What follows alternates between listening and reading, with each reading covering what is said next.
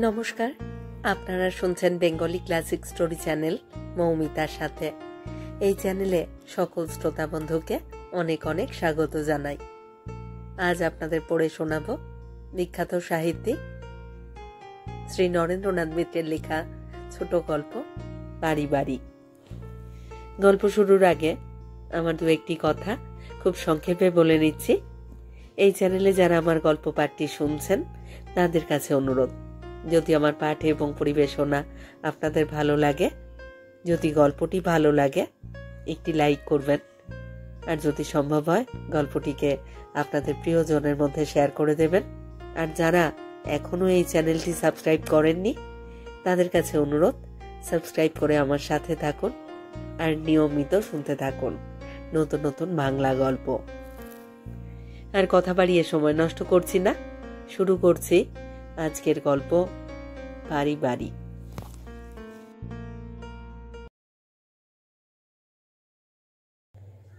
হোটেলের ঘরখানা একেবারে ভরে উঠেছে, উঠবেই তো। 60-এর আশীর্বাদে গুনতিতে তারা তো আর কম নয়। বাবা মা আর ভাই বোনে সুজাতারা 7টি। মফস্বলে ছোট্ট শহরে বাসা ভাড়া কম। 3খানা ঘরে 7 জন মানুষ বেশ হাত পা ছড়িয়ে থাকে। তাদের সবাই আজ একখানি ঘরে এসে ভিড় করেছে। গাদাগাদি ঠাসাঠাসি হবে, গোলমাল হবে, হইচই হবে, এ তো স্বাভাবিক। ছোট ভাই বোনগুলির উল্লাস দেখে সুজাতার বাবা মা মাঝে মাঝে রাগ করে উঠছেন। মাও বিরক্ত হয়ে ধমকাচ্ছেন ওদের, কিন্তু ওরা কি ধমক মানবার পাত্র? ওদের দাদা যে 4 বছরের জন্যে অনেক দূর দেশে যাচ্ছে, সেই খেয়াল কি আছে ওদের? বড় ছেলের আসন্ন বিচ্ছেদ বেদনায় বাবার মন খারাপ, মার মুখ ভার। কিন্তু 3 বছর থেকে 17 বছর যাদের বয়স, তারা বেশিক্ষণ মন খারাপ করে থাকতে পারবে কেন? ওদের এই ছুটোছুটি হুটোপুটিতে মাঝে মাঝে নিজেও সুজাতা একটু উত্তক্ত হচ্ছে, কিন্তু আজ সে আর তেমন কড়া শাসন করতে পারছে না। দিলীপও বাবা মার কাছে বেশিক্ষণ বসে না থেকে ভাই বোনগুলির সঙ্গে ছেলে খেলা শুরু করেছে। ওরও কি মন কেমন করছে না? সুজাতা জানে তার এই ভাইটি মুখে যতই বড়াই করুক, যতই হাসি খুশির একটি মুখোশ সারাক্ষণ পরে থাকুক, বাড়ি ছেড়ে বিদেশ যাত্রার এই মুহূর্তে ওর মনও ভিতরে ভিতরে কাতর হয়ে উঠেছে। সেই ব্যাকুলতা চাপবার জন্যে টুলু বুলুদের নিয়ে এত হইচই করছে দিলীপ। বুঝতে যেন কিছু বাকি আছে সুজাতার। ঘরে লাগা ছোট ঝুল বারান্দা, সেখান থেকে রাস্তার সব দৃশ্য দেখা যায়। ছোট ভাই বোনদের নিয়ে দিলীপ সেই বারান্দায় গিয়ে দাঁড়িয়েছে, বুঝিয়ে দিচ্ছে কোনটাকে ট্রাম বলে, কোনটাকে বাস, কোনটাকে বা ট্যাক্সি। রাস্তা দিয়ে যেসব লোক যাচ্ছে তাদের মধ্যে বিদেশি কেউ থাকলে তাকেও ভাই বোনদের চিনিয়ে দিচ্ছে দিলীপ। মা এক সময় ডেকে বললেন, দিলু শোন, এদিকে আয়, এখন গুছানো টুছানো কি সব বাকি আছে দেখ এসে। তোর গাড়ি তো আর ঘন্টা 2-এর বেশি বাকি নেই। দিলীপ বারান্দা থেকেই জবাব দিল, তুমি ভেবো না মা, আমার সব গুছানো আছে, সেটা করে নিলেই হয় এখন। বাবা হাতের তালুতে মাথা রেখে তক্তপোষের উপরে চিত হয়ে শুয়ে আছেন। এই বাজে কাঠের তক্তপোষখানা এই ঘরে ছিল না। এই ঘরের খাট আর ড্রেসিং টেবিলের সঙ্গে এই তক্তপোষ ভারী বেমানান। তবু সুজাতারা সংখ্যায় বেশি বলেই এই বাড়তি খাটখানা ম্যানেজার তাদের জন্য আনিয়ে দিয়েছেন। ঘরের সঙ্গে তক্তপোষটাকে মানায়নি। এই তক্তপোষটার সঙ্গে বাবাকে কিন্তু বেশ মানিয়ে গেছে। পুরানো একটা গেঞ্জি গায়ে, পরনে আধময়লা ধুতি, মাথা ভরা টাক, মুখ ভরা খোঁচা খোঁচা কাঁচা পাকা দাড়ি। ডিসপেপসিয়ায় ভুগে ভুগে চেহারাটা একেবারেই গেছে, নইলে ওকে অত বেশি বুড়ো দেখাতো না।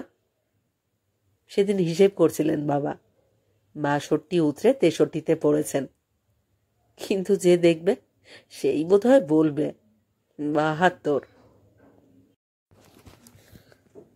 ওটা আবার বাকি রেখেছিস কেন? মামার কথায় সুজাতা আর দিলীপ দুজনেই তার দিকে তাকালো। সুজাতা বলল, আমাকে বলছো বাবা? বাবা বললেন, আরে না না, তোর কি দাড়ি আছে? সুজাতা লজ্জিত হলো। দাড়ি কামাবার কথা দিলীপ তুলেছে 3-4 মিনিট হয়ে গেল। বাবা যে এতক্ষণ বাদে ফের এই প্রসঙ্গ টেনে আনবেন, সুজাতা কি করে বুঝবে?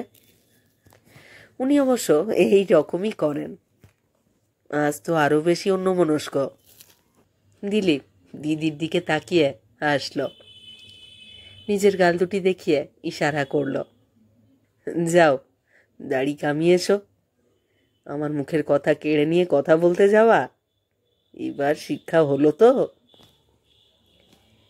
নিশীথবাবু ছেলে মেয়েদের এই হাসি কি ইশারা দেখতে পেলেন না, নিজের মনেই বলে যেতে লাগলেন, আগের সপ্তাহে 2 দিন কামাতিস, এখন বুঝি রোজ শুরু করেছিস? আর কোনো দিকে পারো না পারো, এই ব্যাপারে বেশ সাহেব হতে পারবে। দাড়ি কড়া হয়ে যাবে, তখন কিন্তু বুঝবে মজা। ছেলের দাড়ি সকালে কড়া হয়ে যাবে, এর চেয়ে বড় দুর্ভাবনা যেন এই মুহূর্তে বাবার আর নেই। মা ধমকে সুরে বললেন, থামো তো, এখন বকবকানি রাখো তোমার। ছেলেটা সেই কোথায় দূর দেশে যাবে, কোথায় দুটো ভালো কথা বলে টলে দেবে তা নয়। তোমার লেকচার শুনতে শুনতে বাড়ি শুদ্ধ সবাই এর কান ঝালাপালা হয়ে গেল বাপু, আর পারি নে।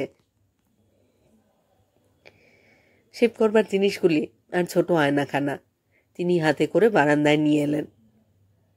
দিলীপ বলল, ও কি মা, তুমি আবার ওগুলি কেন টেনে বারান্দায় নিয়ে এলে?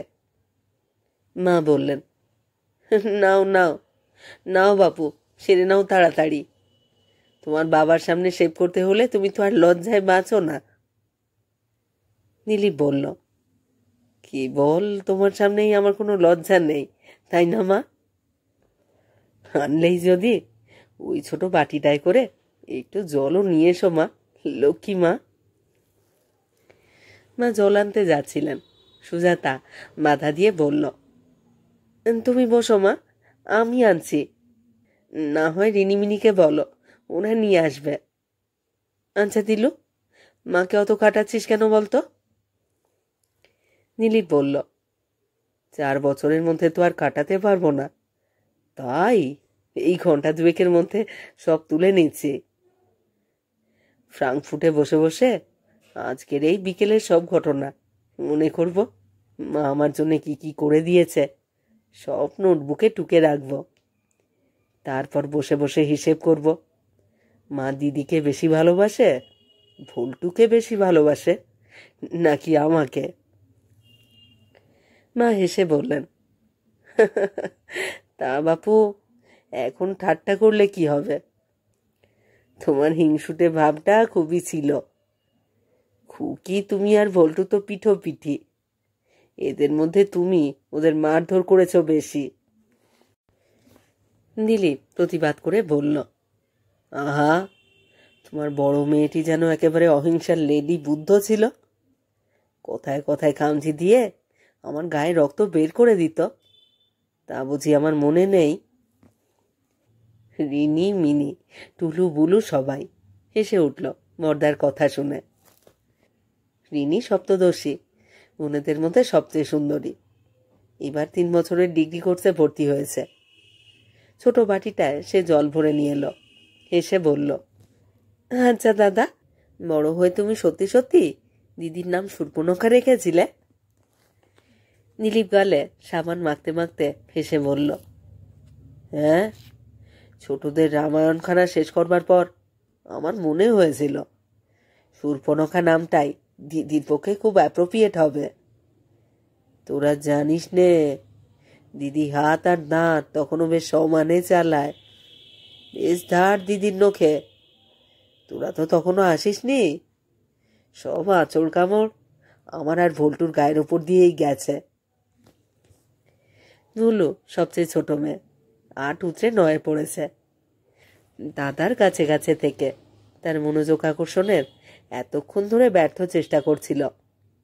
সেবার জোর গলায় বলে উঠল, জানি জানি, শূর্পণখার গল্প আমিও জানি।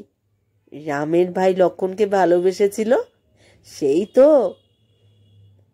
তার ভাষা শুনে সবাই হো হো করে হেসে উঠল। নীলিপ বলল, দেখেছ মা, তোমার বুলু ভালোবাসা পর্যন্ত শিখে গেছে। ওকে 2-1 বছরের মধ্যেই পার করে দিও, নইলে তোমার এই কোলের মেয়েটি সবচেয়ে আগে বিপদ ঘটাবে। ফিনি আর মিনি অন্যদিকে ফিরে মুখ টিপে হাসতে লাগলো। সুজাতা বলল, মার মেয়েরা খুব ভালো, তাদের কাউকে দিয়ে কোনো বিপদের আশঙ্কা নেই।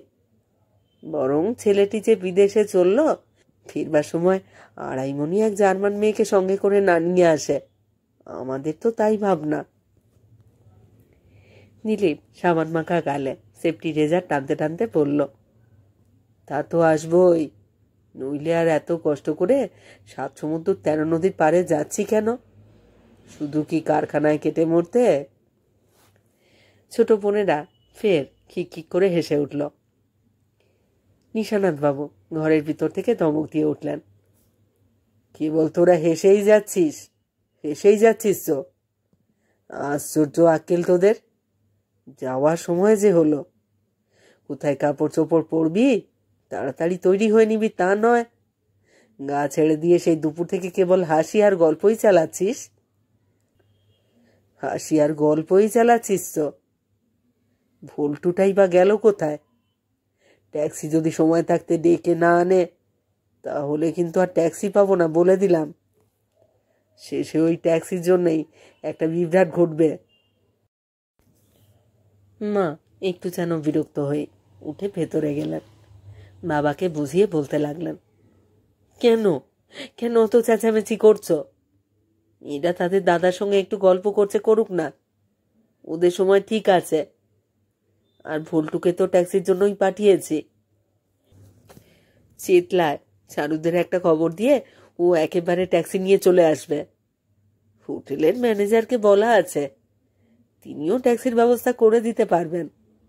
তুমি দয়া করে সবাইকে অস্থির করে তুলো না তো। দিব্যি শুয়ে আছো, শুয়েই থাকো। বাবা যেমন নার্ভাস, মা তেমনই শক্ত ধরনের মহিলা। দুজনের একরকম হলে সংসার চলে না। মার স্বাস্থ্যও ভালো না, ব্লাড প্রেশারের রোগী, হার্ট বেশ দুর্বল। তবু এই শরীর নিয়েও যথেষ্ট খাটেন সংসারের জন্যে। না খাটলে চলবে কেন? ছেলে মেয়েদের জন্যে তার ঝক্কি ঝামেলা কি কম সইতে হয়? সুজাতা অবশ্য চেষ্টা করে মাকে সাধ্যমতো একটু আরামে রাখতে, কিন্তু তার সাধ্য আর কতটুকু? মাস্টারি রায়ে এতগুলো ভাই বোন নিয়ে রাজার হালে থাকবে তা তো আর আশা করতে পারে না। মফস্বল শহরে টিউশনও এমন কিছু বেশি টাকার জোটে না। তিল কুড়িয়ে কিছুতেই তাল হয় না, তবু তিল কুড়িয়ে যেতে হয়। স্কুলে ছুটির পর গোটা কয়েক টিউশন করে ফেরে সুজাতা। ফিরতে ফিরতে রাত 10টা বেজে যায়। ঘর সংসারের কাজে মাকে সাহায্য করা তার বড় একটা হয়ে ওঠে না, ছোট বোনেরাই তা করে। সে 2-1খানা 5 টাকা কি 10 টাকার নোট যদি বাড়তি মার হাতে গুঁজে দিতে পারে, তাহলেই মা খুশি। কিন্তু এই অতিরিক্ত কটি টাকা তো আর সবসময় দেওয়া সম্ভব হয় না।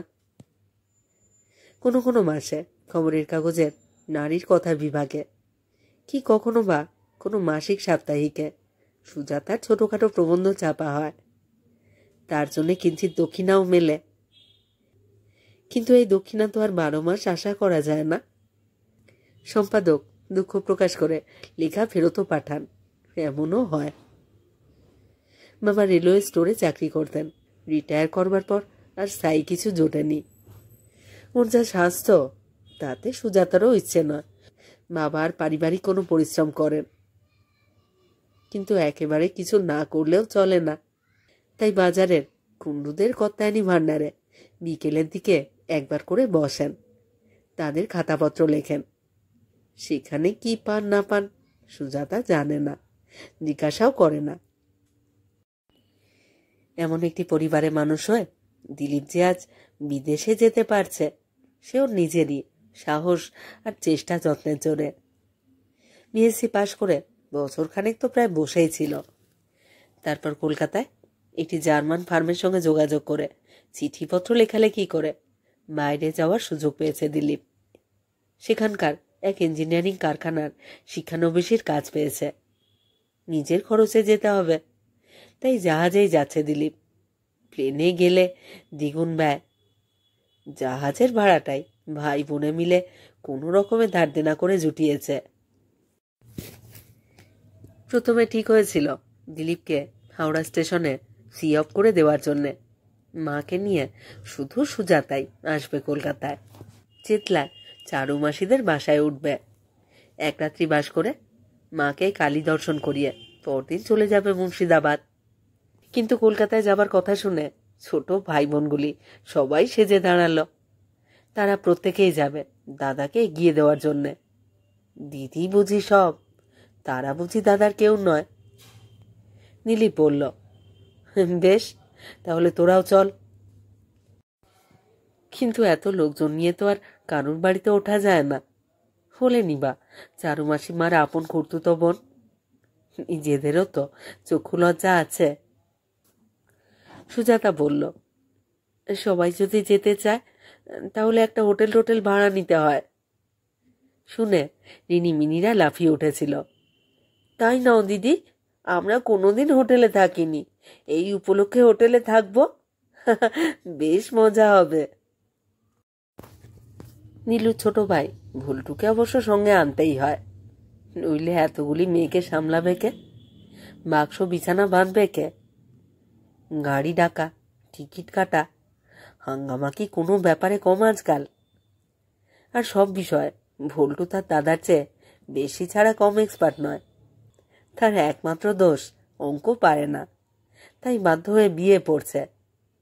এই বৈজ্ঞানিক যুগে কারিগর প্রাধান্যের দিনে কোলা কই বললে না আছে অন্ন, না আছে সম্মান। বাড়ি পাহারা দেবার জন্য বাবাকে রেখে আসবে ভেবেছিল সুজাতা, কিন্তু তার মুখ দেখে কথাটা বাড়তে আর ভরসা হলো না। অত দূর দেশে পাঠাতে বাবার তেমন ইচ্ছা ছিল না। কেন, দেশে কি আর কারোর চাকরি হচ্ছে না যে পেটের দায়ের জার্মান মুলুকে না গেলে চলবে না? যা করবে তার চোখের সামনেই করুক, দেশের মধ্যেই করে কর্মে খাক, এই হলো বাবার মনোভাব। অনেক বুঝিয়ে সুঝিয়ে বাবাকে রাজি করিয়েছে সুজাতার দিলীপ। ভয়ের কিছু নেই, বাঙালি ছেলে আজকাল ইউরোপ আমেরিকায় অনেকেই যাচ্ছে, কাজকর্ম শিখে দেশে এসে ভালো চাকরিও পাচ্ছে। সুযোগটা যখন পেয়েছে দিলীপ, হেলায় হারানোটা বুদ্ধিমানের কাজ হবে না। মাকেও দলে পেয়েছে সুজাতারা। পাড়াকে মেয়ে মানুষ হলে কি হবে, মায়ের সাহস টাহস বাবার চেয়ে বেশি। ছেলের উন্নতির পথে বাধা দিলে ওই ছেলেই সারা জীবন তাকে দুষবে।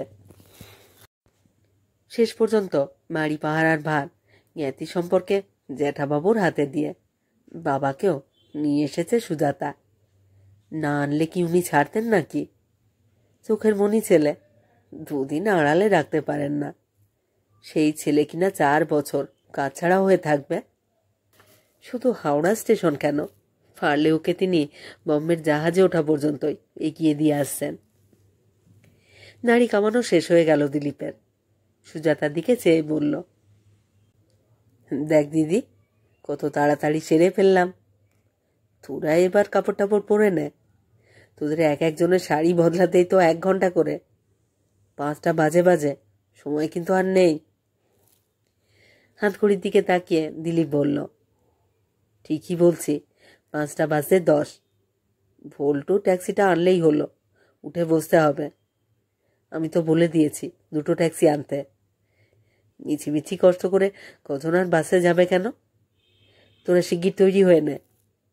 এই ফুলু বুলু, তৈরি হও, তৈরি হও। দিদি, দেখেছিস ওদের কি স্ফূর্তি? হোটেলের ঘরে তো আসেনি, ওরা যেন আমার আগেই জাহাজে চড়ে বসেছে। 5টা বাজে শুনে সুজাতার আর একটা কথা মনে পড়ল। ছোট বোনেদের বলল, এই তোরা তৈরি হতে থাক, আমি একটা ফোন করে আসি। দিলীপ সুজাতার দিকে তার চোখে তাকিয়ে একটু হাসল। দিদি, এবার নিয়ে কবার হলো রে? মাইয়ের কথায় কোনো জবাব না দিয়ে সুজাতা করিডোর দিয়ে এগিয়ে চলল ম্যানেজারের ঘরে। উত্তর পূর্ব কোণে তার ঘর, ফোনটা সেখানেই আছে। ম্যানেজার ঘরে নেই, তার বদলে এক ছোকরা কর্মচারী বসে আছে তার সামনে একটা সিকি রেখে। রিসিভারটা তুলে ডায়াল করতে লাগলো সুজাতা। মুখ ফিরিয়ে একবার দেখে নিল, ছেলেটি বাইরে গিয়ে দাঁড়িয়েছে। বুদ্ধি বিবেচনা আছে দেখা যাচ্ছে। লিন্সে স্ট্রিটের ওষুধের দোকানটি সাড়া মিলল। যে বিশেষ সেলসম্যানটিকে দরকার সে নিজেই ফোন ধরেছে। হ্যালো, কে? সুজাতা? হ্যালো, হ্যাঁ আমি বলছি। তুমি এলে না যে? কোথায়? তোমার ওই হোটেলে। সত্যি বলছি, সময় পাইনি। দুজন লোক আজ ডুব দিয়েছে, তার ফলে আমি হাবুডুবু খাচ্ছি। কি যে কাজের চাপ তা তুমি ধারণা করতে পারবে না। তবু টিফিনের সময় কয়েক মিনিটের জন্য কি একবার আসতে পারতে না? আমাদের তো টিফিন বলে কিছু নেই। তাছাড়া কয়েক মিনিটের জন্য গিয়ে কি লাভ হতো? তোমাদের ওই বৃহৎ পরিবারে সবার সঙ্গে সামাজিক সৌজন্য রাখতে রাখতেই তো আধ ঘন্টা দিব্যি কেটে যেত। তোমার সঙ্গে 8 সেকেন্ড কথা বলবারও ফুরসত হতো না। তাই তো বলছিলাম, তুমি এসো এদিকে, একটু চাটা খাই, গল্প করি। কি করে আসবো বলো? আমি যে আর বেরোতেই পারলাম না। দিলীপ, আমার ভাই যাচ্ছে জার্মানিতে, তাকে নিয়ে আজ আমরা সারাদিন ব্যস্ত। তা তো জানি, আমার পরম দুর্ভাগ্য আমি তোমার ভাই হয়ে জন্মাইনি, হতভাগ্য বন্ধু হয়ে জন্মেছি। আমি সবই বুঝতে পারি সুজাতা, আসলে পিছিগুলের বাইরে তুমি কাউকে চিনতে চাও না, চিনবার তোমার দরকারও নেই। বাবা, কি হিংসুরে তুমি! এই, শুধু ভাইকে বিদায় জানাবার জন্যে সেই মুর্শিদাবাদ থেকে ছুটে আসিনি। এই সুযোগে তোমার সঙ্গেও দেখা হবে সেই আশা নিয়েও এসেছি। তুমি তো আর পারতপক্ষে দেখে যাবে না। কলকাতায় বড়বাবু হয়েছ, আমারও তো এখানে বড় একটা আশা হয় না। নানা অসুবিধে বুঝতেই তো পারো। ভেবেছিলাম এই যাত্রায় অন্তত চোখের দেখাটা হবে। চোখের দেখার আমারও লোভ নেহাত কম নয় সুজাতা। মেসো, এখন না আসতে পারো, তোমার ভাইকে গাড়িতে তুলে দিয়ে তারপর এসো। তখন তো আর কোনো কাজ নেই। না, তা অবশ্য নেই, কিন্তু রাত হবে একটু, ধরো 7টা। হোক না, যেখানে সারা রাত অপেক্ষা করতে পারি সেখানে সন্ধ্যে 7টা মানে তো সবে সকাল 7টা। আচ্ছা বেশ, তাহলে কোথায় অপেক্ষা করবে? আচ্ছা, মেট্রো সিনেমার সামনে গেলে তোমার সুবিধে হয়? তাই এসো, একসঙ্গে সিনেমা দেখা তো এই যাত্রায় আর হলো না। বাইরে দাঁড়িয়ে দাঁড়িয়ে হাউসটাই দেখব, তারপর চাটা খেয়ে যত রাতি হোক তোমাকে হোটেলে পৌঁছে দিয়ে আসবো। ভয় নেই, ভুল করে অন্য কোনো হোটেলে নিয়ে তুলব না। ইস, তুললেই বুঝি হলো আমি যেন অতই বোকা। বোকা কেন হবে, ভয়ঙ্কর রকমের চালাক। আগে সিঁথিতে সিঁদুর পড়বে, তারপর তো সব কিছু। মাঝে কথা রাখো, তাহলে অপেক্ষা করো, আমি ঠিক যাব। আচ্ছা বেশ, এখন থেকেই নিমেষ গুনতে শুরু করলাম। ফোন রেখে দিল সুজাতা, রেখে দিয়ে একটু হাসলো। ফণিতার ওই রকমই কথাবার্তা। ফণি দত্তগুপ্ত সুজাতার একমাত্র পুরুষ বন্ধু। বন্ধুত্বের স্বাদ যে কত মধুর হতে পারে তা এই একটিমাত্র সম্পর্কের মধ্যে সুজাতা অনুভব করেছে। তুলনা হয় না অন্য কোনো সম্পর্কের সঙ্গে। আত্মীয়তা জ্ঞাতিত্বের সঙ্গে বন্ধুত্বের তুলনা হয় না। রসের সম্পর্কের সঙ্গে রক্তের সম্পর্ককে কে কবে তুলনা করতে পেরেছে? এই দুই বস্তু আলাদা জাতের, আলাদা স্বাদের। বাপ মা ভাই বোনকে জন্মসূত্রে পাওয়া যায়, কিন্তু পছন্দ মতো বন্ধুকে পাওয়া অত সোজা নয়। বন্ধুত্বের সম্পর্ককে দুজনে মিলে গড়ে তুলতে হয়। সে এক যৌথ শিল্প সৃষ্টি, দুজনের কোলাবরেশনে লেখা একখানি জীবনী গ্রন্থ। সুজাতা পারিবারিক গণ্ডির মধ্যে অতিরিক্ত আবদ্ধতাকে বলে ফণিদা তাকে মাঝে মাঝে ঠাট্টা করে। ঠাট্টা শ্লেষের এই খোঁচা সুজাতার কাছে উপভোগ্যই লাগে। এই দায়িত্ব আর কর্তব্যের ভার কাঁধে নিয়ে চলতে চলতে সে তো নিজেও মাঝে মাঝে পরিশ্রান্ত হয়ে পড়ে। অবসাদ কি তখন তারই কম আসে? সেই সময় ফণিদার সঙ্গে দেখা সাক্ষাৎ হলে খুশির স্বাদ পায় সুজাতা। আত্মীয়তার বন্ধন থেকে মুক্তি, পারিবারিক দায়িত্ব থেকে দায়হীন বন্ধুত্বের মধ্যে মুক্তি। ফণিদা সুজাতাদের বাড়ির আরও কারোর সঙ্গে দেখা সাক্ষাৎ বড় একটা করতে চায় না। সবাইকে এড়িয়ে গিয়ে মূল থেকে শুধু ফুলটিকেই তুলে নেওয়ার ইচ্ছা তার। মাঝে মাঝে এই বিশেষ ধরনের স্বাদের সঙ্গে সায় দিয়ে চললেও সুজাতারও স্বাদ যায়। পারিবারিক গণ্ডির বাইরেও তার যে এক স্বতন্ত্র সত্তা আছে। একান্তভাবে ফণিদার সান্নিধ্যে সুজাতা তার সেই দ্বিতীয় সত্তার স্বাদ পায়। স্মিত মুখে সুজাতা নিজেদের ঘরে চলে এলো। বল্টু ট্যাক্সি নিয়ে এসে পৌঁছেছে। বাবা গেঞ্জির ওপর পাঞ্জাবি চাপিয়ে বারান্দায় চেয়ারটায় এসে বসেছেন। ঘরের মধ্যে দিলীপ সাজসজ্জায় ব্যস্ত। অ্যাশ কালারের স্যুটটা মুখে বেশ মানিয়েছে। রিনিমিনিরা পর্দার ওধারে গিয়ে শাড়ি পাল্টাচ্ছে। ধমকে টমকে মাকেও ভালো একখানা শাড়ি পরালো সুজাতা। তারপর নিজেও একটু সাজল। ছোট ভাই যে আজ বহুদিনের জন্য দূর দেশে চলে যাচ্ছে, সেই কথা এই মুহূর্তে সুজাতার আর মনে নেই। ফণিমোহনের দুটি চোখই এখন তার চোখের সামনে ভাসছে। সেই চোখ দুটি সবুজ রং ভালোবাসে, তাই কলা পাতা রঙের শাড়িখানা পরল সুজাতা। সেই চোখ দুটো কুমকুমের ফোঁটা পছন্দ করে। সুজাতা যত্ন করে ফোঁটাটি পরল। কালো চোখের দিকে তার নজর বেশি, তাই কাজলের সাহায্য নিতে হলো সুজাতাকে। তারপর মিনিট 15-র মধ্যে হোটেলের ঘরে তালা চাবি দিয়ে বেরিয়ে পড়ল গোটা চক্রবর্তী পরিবার। যে ট্যাক্সিতে দিলীপ যাবে সেই গাড়িতে সব বোনেই উঠতে চায়।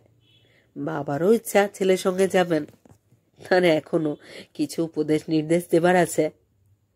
বাবা মার বুলুকে দিলীপের গাড়িতে তুলে দিয়ে আর সবাইকে নিয়ে পিছনের ট্যাক্সিখানায় উঠল সুজাতা। হুলডল আর ছোট বড় দুটি সুটকেস উঠেছে কিনা ভালো করে দেখে নিল বল্টু। সবাই স্টেশনে যাবার জন্য সেজেছে। ওরই কোনো সাজসজ্জার বালাই নেই। একটা ছিটের শার্ট, সস্তা দামের একখানা প্যান্ট ওর পরনে, কিন্তু তাতেও বেশ মানিয়েছে বল্টুকে। কর্মবীর, সেনাবাহিনীর অধিনায়ক বলে চেনা যাচ্ছে। নিনি সুজাতার কানে কানে বলল, এই দিদি, খুব তো সেজেছিস, চমৎকার দেখাচ্ছে কিন্তু। সুজাতা বলল, যা। আর কোথাও যাবি নাকি বলতো? সুজাতা বলল, হ্যাঁ, ফেরার পথে এসপ্ল্যানেডে নেমে একটা জায়গা হয়ে আসবো। তোরা বাবা মাকে নিয়ে আসিস, আমি একটু পরেই হোটেলে পৌঁছবো, বেশি দেরি হবে না। খাবো ফিরে এসে সবাই একসঙ্গে মিলে। সার্কুলার রোড ধরে, হ্যারিসন রোড ধরে হাওড়ার দিকে এগোতে লাগলো ট্যাক্সি। সুজাতার কানে তখনও ফণিদার কথাগুলি ভাসছে। 7টা, 6:30টায় গাড়ি ছেড়ে দেবে। 7টায় নিশ্চয়ই এসে নির্দিষ্ট জায়গায় পৌঁছতে পারবে সুজাতা। ট্যাক্সি পেলে বেশ কিছুক্ষণ আগেই এসে পৌঁছবে সে। স্টেশনে এসে দেখল গাড়ি ছাড়ি ছাড়ি করছে। 10 মিনিট দেরি হলে ট্রেনটা ফেল করতে হতো। তাড়াতাড়ি প্ল্যাটফর্ম টিকিট কেটে আনলো ভল্টু। তারপর কুলির মাথায় মালপত্র চাপিয়ে হুড়মুড় করে ভিতরে ঢুকে পড়ল। দিলীপের কয়েকজন বন্ধু আগেই এসে অপেক্ষা করছে। তারা বলল, এত দেরি করলে কেন? তাদের কাছ থেকে বিদায় নিয়ে গাড়িতে উঠবার আগে প্রত্যেক বোনকে একটু করে আদর করলো দিলীপ। কারোর গাল টিপে দিল, কারোর কাঁধে একটা থাবড়া মারল। বাবা মা পাশাপাশি দাঁড়িয়ে হেঁট হয়ে তাদের পায়ের ধুলো নিল। সুজাতাকেও প্রণাম করে হেসে বলল, চলি দিদি। মুখে হাসি থাকলে কি হবে, চোখ দুটি ছলছল করছে। পলকের মধ্যে সুজাতার চোখ দুটিও ভিজে উঠল। বল্টু গাড়ির ভিতর থেকে ডাকছে, বিছানা পেতে দিয়েছি, উঠে এসো দাদা, তাড়াতাড়ি উঠে এসো, গাড়ি এক্ষুনি ছেড়ে দেবে। দিলীপ এবার গাড়িতে উঠে পড়ল। বল্টু দাদাকে আরো দু একটা নির্দেশ উপদেশ দিয়ে হাতের মধ্যে দাদার হাতখানি নিয়ে একটুখানি চাপ দিয়ে নেমে আসছে না আসছেই ট্রেনটা ছেড়ে দিল। সেই ছুটন্ত গাড়ির দিকে চেয়ে বাবা মা স্থির হয়ে দাঁড়িয়ে রইলেন। সুজাতা বলল, চলো মা, আমরা এবার যাই। আর যাই। বাবা মুখ ফিরিয়ে কোঁচার খুঁটে চোখ মুছতে শুরু করেছেন, কিন্তু মা মুছবার চেষ্টা করছেন না। দরদর করে জলের ধারা নেমে পড়েছে। সুজাতা বলল, এ কি মা, ছি, তোমার এমন অবচলে চলে নাকি? দেখো তো টুলু বুলু কেমন কান্নাকাটি শুরু করেছে। কোথায় তুমি ওদের একটু বোঝাবে টোঝাবে, তা না তুমি নিজেই। মা সুজাতার কাঁধে মাথা রেখে এবার সশব্দে কেঁদে উঠলেন। মহা মুশকিল, চারপাশে ভিড় না জমে যায়। বাবা মাকে সুজাতারা তাড়াতাড়ি প্ল্যাটফর্মের বাইরে নিয়ে এলো। মাই তো বেশ শক্ত টক্ত ছিলেন, কিন্তু শেষ মুহূর্তে উনি যে এমন ভেঙে পড়বেন কে তা জানত। তাড়াতাড়ি ট্যাক্সি করে মাকে তার মধ্যে তুলে তাকে জড়িয়ে ধরে বসে রইল সুজাতা। হার্ট ডিজিজের রোগীর শেষে একটা বিপরীত কাণ্ড না হয়ে যায়, প্রতি মুহূর্তে তার সেই আশঙ্কা হতে লাগলো। সার্কুলার রোডের হোটেলে ফিরে এলো সুজাতা। মার হাত ধরে একটা একটা করে সিঁড়ি ভেঙে তাকে দোতলায় তুলল। তারপর ঘরে এনে বিছানায় শুইয়ে দিয়ে আস্তে আস্তে পিঠে হাত বুলোতে লাগলো। খানিক বাদে বাবা ফিরলেন আর সবাইকে নিয়ে। ট্যাক্সি পাননি, কিংবা বেশি খরচ হবে বলে পেতে চাননি, বাসে করে এসেছেন। মাকে সুস্থ করে তুলতে তুলতেই আরো ঘন্টা দুয়েক কেটে গেল। হোটেলের ঠাকুর ভাত তরকারি নিয়ে এলো। খেতে কারোরই রুচি নেই, তবু না খেলে চলে না। মিলের দাম ম্যানেজার বাবুকে আগেই দেওয়া হয়ে গেছে। মাকে কিছু খেয়ে নেওয়ার জন্যে সাদাসাদি করেছে সুজাতা। হঠাৎ খবর এলো তার ফোন এসেছে। এতক্ষণে সব মনে পড়ল সুজাতার। ফণিদার সঙ্গে দেখা করতে যাওয়া হয়নি। ছি ছি, সে কতক্ষণই অপেক্ষা করেছে কে জানে। ফণিদা নিশ্চয়ই তার সঙ্গে আর কোনো সম্পর্ক রাখবে না। ভারী বদরাগী মানুষ। সুজাতার এই অপরাধ সে কি আর ক্ষমা করবে? মৃদু পায়ে পথটুকু পার হয়ে এলো সুজাতা। এসে ফোন ধরল। হ্যালো হ্যালো, কি কাণ্ড তোমার বলো তো? আমি ঝাড়া 1.5 ঘন্টা মেট্রোর সামনে দাঁড়িয়েছিলাম, এই আসে এই আসে। কি দরকার ছিল এই তামাশার? আমাকে এমন জব্দ না করলে কি চলতো না? সুজাতা অনুনয় সুরে বলল, শোনো শোনো না, ব্যাপারটা তা নয়। তারপর আসল ব্যাপারটা সব খুলে বলল সুজাতা। যা বাস্তব তাকেও বিশ্বাসও করে তোলা কি কঠিন। ফণিদা একটু চুপ করে থেকে বলল, সত্যি? সুজাতা বলল, বিশ্বাস না হয় দেখে যাও মার অবস্থা। আশ্চর্য, শেষ পর্যন্ত ফণিদার গলাও সহানুভূতিতে নরম হলো। বলো কি? আমি তো ভেবেছিলাম মাসিমাই তোমাদের মধ্যে সবচেয়ে শক্ত। ওই নামেই শক্ত, স্টেশন থেকে আর তুলে আনতে পারি না, এমন অবস্থা। কি আর করবে, বুঝিয়ে সুঝিয়ে ওকে শান্ত করো। তোমরা বুঝি কাল 10টা ট্রেনেই ফিরে যাচ্ছ? হ্যাঁ তো। আচ্ছা, আমি তার আগেই একবার খোঁজ নিতে যাব। বাঁচালে আমাকে, আমার এত ভয় হচ্ছিল। হ্যাঁ, আমাকে তো কেবল তুমি ভয় করেই এলে, বিশ্বাস আর করলে কই। ফোনটা রেখে দিয়েছে ফণিদা। আর কোনো কথা শোনা যাচ্ছে না। কিন্তু সুজাতা এতক্ষণ ধরে যা শুনেছে তাই যথেষ্ট। ফণিদা রাগ করেনি। সে সুজাতার সব কথা বিশ্বাস করেছে।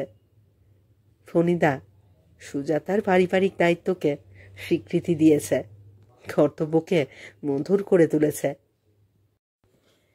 আজ বন্ধুর মধ্যে সজ্জনকে দেখতে পেয়েছে সুজাতা। তা যদি না পেত, প্রিয় বর কি তার কাছে আজ এমন রমণীয়, এমন বরণীয় হয়ে উঠত?